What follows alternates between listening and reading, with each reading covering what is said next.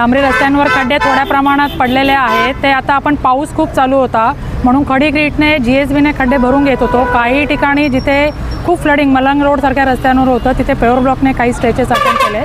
आता थोडी उघडीप मिळाली आहे. कोल्ड मिक्सने डीप खड्डे आहेत ते कोल्ड मिक्सने भरून त्याच्यावर आपण मास्टिकचा प्रोग्राम करत आहोत.